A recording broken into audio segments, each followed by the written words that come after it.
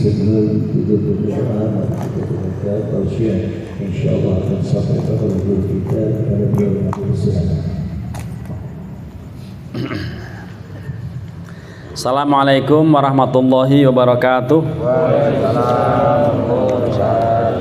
Bismillah, alhamdulillah, assalatu wassalamu ala rasulillah sayyidina maulana Muhammad ibni Abdillah wa ala alihi wa sahbihi wa mawalah, amma ba'du. Yang kami hormati ahlul musibah keluarga besar almarhum Bapak Heri Irawan bin Muhammad Toha atau Bapak Aceng.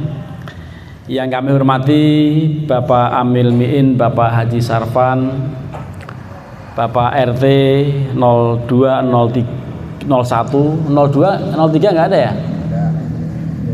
Ya, 03 ada di rumahnya. Ustadz Ihsan yang juga hadir di sini dan jamaah bapak ibu-ibu semuanya yang di luar.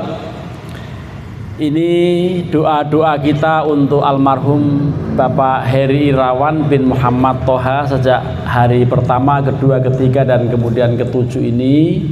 Mudah-mudahan doa, munajat, permohonan kita semuanya dikabul Allah Subhanahu wa taala. Semoga beliau wafat membawa iman dan Islam. Mudah-mudahan beliau min ahlil jannah. Kita ini tidak tahu pasti akan menyusul almarhum Bapak Aceng. Kalau andai kita tahu hari H meninggal, insya Allah nggak doyan makan. Tahu tanggal sekian meninggal gitu udah pasti sholat terus, ngaji terus, lalu bersedekah dan seterusnya. Lah ini kita alhamdulillah tidak tahu tanggal mainnya malaikat Israel datang, itu kita nggak tahu, tapi pasti datang. Nah, biasanya yang dilirak-lirik malaikat Israel itu yang sudah ubanan gitu. Nah ini Bang Amir, ini udah banyak ubannya. Ini kalau mau nyari yang hitam udah susah. Nah, jadi kalau yang udah ubanan itu peringatan itu, ya. Di dalam satu ayat dikatakan wajah akumun nadhir, telah datang kepada kalian peringatan lah. Antara lain peringatannya adalah uban. Itu SMS dari Allah atau WA dari Allah. Hati-hati sebentar lagi malaikat Israel datang. Dan biasanya orang yang sudah umur 60 itu orang Jawa menyebut nama bilangan 60 ini dengan istilah sewidak. Sewidak itu singkatan sejatine wis wayahe tindak. Sebetulnya sudah saatnya pergi. Mbah Maimun Zubair mengatakan orang yang sudah 60 itu hidup pantas, mati pantas. Silakan milih mau mati atau mau hidup. Lah kurang dari 60 itu usia 40. Dan ini orang barat mengatakan life began at 40. Life began at 40. Hidup itu mulai 40 tahun. Kebetulan untuk Mang Aceng ini baru hidup 9 tahun sebetulnya. Karena usianya kan 49 tuh ya. Ya, itu sebetulnya baru 9 tahun hidup, tapi Allah lebih sayang beliau dan kemudian Allah panggil.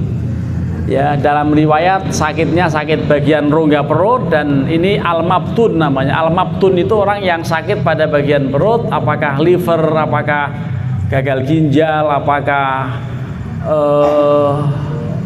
pankreas, kemudian macam-macam lah pokoknya yang di dalam perut itu kalau kemudian akibatnya meninggal, termasuk mah akut juga. Ini saya punya saudara meninggal tadi pagi, riwayat-riwayatnya memang asam lambung yang terlalu berlebihan dan tinggi gitu, dan kemudian ternyata meninggal. Saya seminggu yang lalu saya WA, biasanya suka komunikasi, ternyata kok nggak balas, baru tahu tadi pagi diberitahu wafat. Ini tinggal di Temanggung lah, mudah-mudahan juga almarhum Bu Sri Nasifah namanya, mudah-mudahan wafat membawa iman dan Islam. Dan memang itulah orang tidak tahu. Lah ini Pak Amil kalau misalnya memakamkan jenazah itu kan suka diganjal itu ya, pakai bunderan-bunderan itu. Itu di Sunda namanya gelu juga. Di Betawi namanya apa itu? Kepelan. Kepelan. Nah, kalau kepelan nggak ada artinya. Kalau gelu masih tahu saya artinya. Karena gelu yang ada di Sunda. Tapi ngomong-ngomong Pak Nasir, Bang Nasiruddin ini kan Sunda ya. Di Sunda juga gelu. Namanya gelu. Tapi enggak gelu, jadi gegelu namanya. Jadi Oh, gegelu. Gegelu. gegelu. Artinya apa? Kurang tahu artinya. Nggak tahu, harus tahu. Jangan, karena nanti mau bantal terakhir ya itu. Gegelu bikin gegelu katanya gitu. Iya, bantalan kita terakhir itu bukan bantalan yang kita nikmati setiap saat, bukan. Itu sih nggak akan dibawa. Tapi yang kita bawa nanti, yang pasti akan disenggol-senggol sama Pak Amil tuh, jumlahnya berapa Pak Amil ya? 7 gegelu kalau untuk orang Sunda. Orang Jawa mengatakan gelu. Itu singkatan dari semuanya tugel kecuali telu. Ininya kan di sini. Iya, gelu itu semuanya tugel kecuali telu. Dan yang telu itu apa? Sodakotun jariyatun, aw ilmun yuntafa'u bihi, aw waladun solihun yad'ulahu. Itu hadis Nabi yang mengatakan idza matabnu adama in qata'a kullu amalihi, itu ya akhirnya dibikin gelu. Gelu itu semua tugel kecuali telu. Telu itu 3. Semuanya putus kecuali 3 hal. Orang Jawa yang paling pinter ngebikin istilah-istilah itu. Sampai ada lagunya itu. Zaman dhisik wong Jawa wis nerangke, otak-atik jare ben bisa matruk.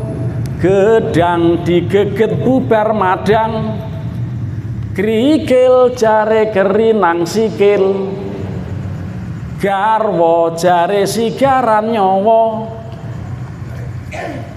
keripik, wah jorok itu ya. Kerikil, cengkir jare kencenging pikir. Jadi orang Jawa itu luar biasa dalam hal istilah-istilah. Orang jatuh kalau bahaya gede namanya makbluk. Tapi kalau cendok jatuh mak kelunting. Kalau gelas jatuh mak piar. Jadi macam-macam jatuh itu nyebutnya beda-beda. Kalau di Buaran kan nggak ada istilah mak bluk, mak kelunting, mak piar, mak gedebuk, gitu kan? Nah itu semuanya jatuh, semuanya judulnya mak. Mampus. Ya, mampus lagi Bang Tile ini aneh-aneh ya. Bukan mak mampus, mak bluk, mak kelunting, mak gubrak, mak piar, itu semuanya beda-beda. Lah ini gelu tadi semua tugel kecuali telu. Lah yang pertama sodakotun jariyatun. Makanya kita sebaiknya sedekah jariyah itu maksudnya wakaf. Apakah wakaf sajadah ke masjid atau wakaf mushaf Al-Quran di masjid. Syukur-syukur wakaf tanah. Saya nggak sengaja udah wakaf karena apa? Itu kan tanah yang di samping Bang Naman itu kan aslinya jalan itu tanah. Jalan itu masuk tanah. Tapi karena ayo sepotong buat jalan, wakaf jalan. Itu selama dipakai jalan ke masjid, jalan kemana-mana itu masih ngalir. Kalau saya mampus nanti masih ada alirannya gitu. Jadi saya boleh-boleh aja itu. Kalau saya mampus nanti masih ada alirannya, walaupun hanya sedikit. Tapi kalau lebih bagus, lebih banyak lebih bagus. Orang-orang yang mewakafkan itu. Dan ini wakaf ini sekarang sudah macam-macam, produktif gitu ya. Ada yang lucu, wakafnya keramik, dibuat pengimaman. Ada orang wakaf lain lagi, keramik yang lebih modern lagi, yang lama tidak mau diambil. Wah dia ditumpuk situ, tumpuk itu akhirnya tinggi, imamnya nggak bisa masuk gitu. Karena apa? Itu tinggi masjidnya, ininya pengimamannya. Jangan begitu, itu nggak apa-apa dieliminir, ditaruh di mana atau diremukin di, yang penting buat masjid masih abadi. Kalaupun misalnya hancur pula, itu yang penting niatnya kan masih ada, waktu itu pernah mewakafkan, itu tetap saja abadi. Jadi ini sodakotun jariyatun itu bukan amal jariyah yang di kotak-kotak masjid yang kadang-kadang diambilin sama anak-anak pakai lidi dikasih lem gitu kan, diputer-puter diambilin duit masjid sama anak-anak gitu. Waduh, anak-anak itu memang lah itu. Jadi bukan itu amal jariyah itu, tapi amal jariyah itu wakaf. Kemudian ilmun yuntafa'u bi, itu yang gelu itu semua tugel kecuali telu. Nah, amal jariyah itu yang pertama, lalu ilmu yang bermanfaat. Ilmu yang bermanfaat, ilmu bagaimana cara main futsal yang benar. Ini apa udah bener ini. Cara mengajari futsal yang baik gitu kan. Itu juga ilmu manfaat, tapi yang paling bagus ilmu agama diajarkan. Ini lagi tahlilan begini ada taklim walaupun sebentar gitu ya. Itu kalau kemudian dimanfaatkan orang ya itu pasti akan manfaat, dan setelah orang meninggal itu masih ngalir pahalanya. Lah yang terakhir adalah waladin solihin atau waladun solihun, anak yang soleh. Ciri anak soleh adalah yang yad'u lahu, mendoakan kepada almarhum. Jadi itu kita diingatkan mengenai gelu, semua tugel kecuali telu. Nah, telu itu tadi sudah ada hadisnya.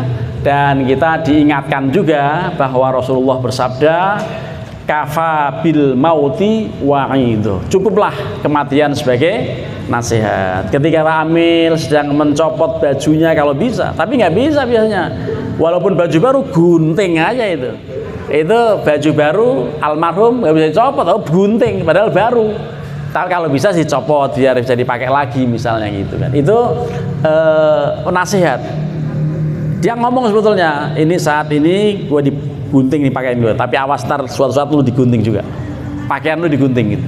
Waktu digotong ke pemandian, saya sekarang digotong, tapi awas ntar suatu saat lu digotong juga sama saya, begitu. Hanya nggak ngomong, ya. Waktu disolatin juga begitu, lu sekarang nyolatin gue, tapi ntar lu pada disolatin, dan seterusnya tuh nasihat. Itulah yang namanya apa? Wakafa bil mauti wa'idu, cukup kematian itu sebagai nasihat, karena setiap orang akan meninggal. Makanya apa? Majentit lolobah, kan begitu lagunya itu, lagu sluku-sluku batrok, sluku-sluku batrok elaelo siromo menyang solo leh oleh payung moto majentit lolobah. Lah majentit lolobah itu apa? Mati itu cepet, tiba-tiba datang aja gitu. Kalau udah datang nggak bisa ditolak. Idza jaa ajaluhum la yastakhiruna sa'atan wa la yastaqdimun. Kalau sudah datang ajalnya, itu nggak ada yang bisa menunda walaupun hanya sejenak, walaupun hanya sesaat. Juga tidak bisa diajukan minta mati duluan, nggak bisa. Ya, jadi kita tidak boleh minta cepetan mati. Ya, kita juga tidak bisa menunda kematian kalau sudah datang. Lah, cirinya kalau sudah 3 hari nggak minum air, ya itu datanglah Pak Amil. Nanti Pak Amil punya firasat itu. Kalau ada kode air beliau sudah tenang, berarti sebentar lagi mati. Siap-siap kain kafan. Dan diwasiatkan, tolong ini kemarin beliau meninggal hari Selasa ya, tapi belum ada tanda-tanda meninggal. Tapi ambulan tidak ada di masjid Pak Amil. Berarti kan ada yang nyusul. Tolong kalau mau meninggal jangan hari Selasa, juga jangan hari Sabtu. Takutnya ada yang nyusul. Yang satu itu. Yang kedua, tolong jangan mati kalau masih punya utang. Gitu. Kalau masih punya utang jangan meninggal. Karena Rasulullah pernah mau nyolatin jenazah, tanya beliau, ini ngomong-ngomong jenazah almarhum punya utang nggak? Punya ya Rasulullah. Maaf saya nggak mau nyolatin. Saya akan menanggung utang semuanya ya Rasulullah. Oh kalau gitu saya sholatin. Nah berarti orang yang meninggal sebaiknya jangan punya utang. Cuman masalahnya utang gembel banget ya utangnya. Ya. Nah, kalau jalan motor, jalan mobil itu motor-motor yang bagus, suaranya itu klaksonnya dit gitu kan. Karena kredit semua. Ya, jadi itulah kita dinasihati oleh Bang Aceng yang wafat di hari Selasa kemarin, ya sekarang malam ke-7. Sekali lagi kita mohon pada Allah mudah-mudahan beliau wafat husnul khotimah. Istri yang ditinggal, 3 anak yang ditinggal, mudah-mudahan sabar. Ini bagian dari yang Allah takdirkan. Ini yang namanya takdir mubrom, bukan mu'allak.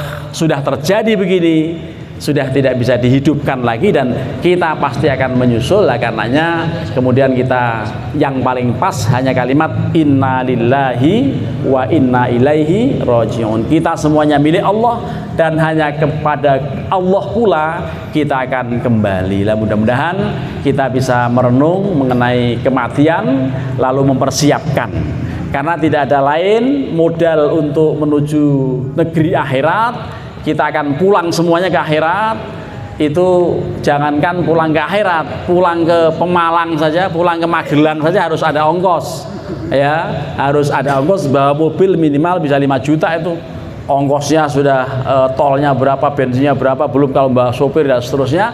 Itu pulang ke Magelang aja 5 juta, pulang ke negeri akhirat yang nggak bakal kembali lagi itu perlu modalnya banyak. Apa yang paling baik adalah amal soleh, dan amal soleh yang paling pokok adalah sholat, jangan tinggal.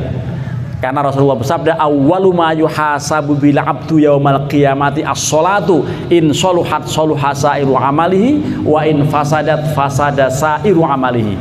Amal perbuatannya akan dihisab, pertama adalah sholat. Kalau sholatnya baik, semuanya baik. Kalau sholatnya buruk, yang lain semuanya akan menjadi buruk. Dan itu kalau ibadah. Kalau masalah sosial, itu dalam hadis dikatakan mazalal abdu fi fushatin malam yusib daman muharraman. Seseorang akan tetap santai, seseorang akan tetap enjoy dalam agama ini selama dia tidak pernah mengalirkan darah yang diharamkan. Jadi kalau urusan sosial, jangan sampai kita mengalirkan darah, jangan sampai kita pernah nonjok orang lalu ngucur darahnya, jangan sampai kita pernah menyembelih orang sampai meninggal, ya, apalagi membunuh orang. Itu tanggung jawabnya di akhirat sangat berat. Itu kalau sosial, soal-soal sosial itu adalah yang paling berat adalah kalau membunuh orang. Tapi kalau soal ibadah, yang paling utama adalah sholat. Mudah-mudahan bermanfaat. Ini doanya biar Ustadz Ihsan supaya apa? Supaya amplopnya adil. Terima kasih. Wallahul muwaffiq ila aqwamit thoriq. Assalamualaikum warahmatullahi wabarakatuh. Waalaikumsalam.